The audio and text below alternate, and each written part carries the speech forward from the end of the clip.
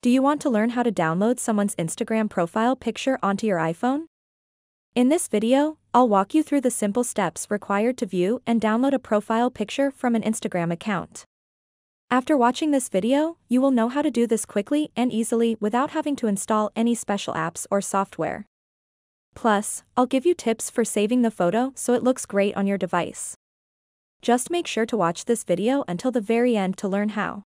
To get started, open up the Instagram app and then go over to the profile that you want to view the profile picture of. So, for example, I'm on one of my alt accounts over here. Once you are on their Instagram profile, tap on these three little dots at the top right corner of the screen. And then from this menu, select Copy Profile URL.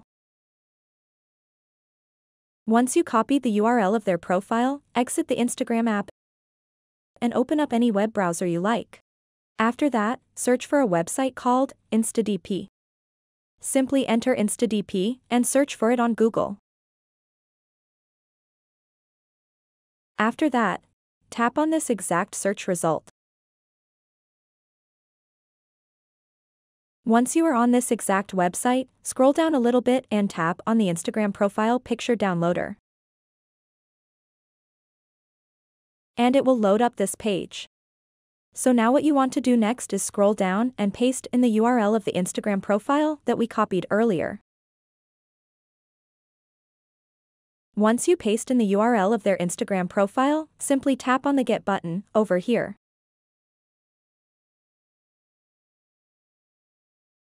So now all you have to do next is scroll down, and you will see the profile picture. Simply tap on the green download button, and then you have two different options.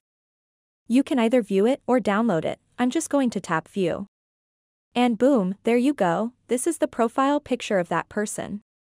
Now I can save this to my camera roll by tapping and holding the photo and selecting Save to Photos.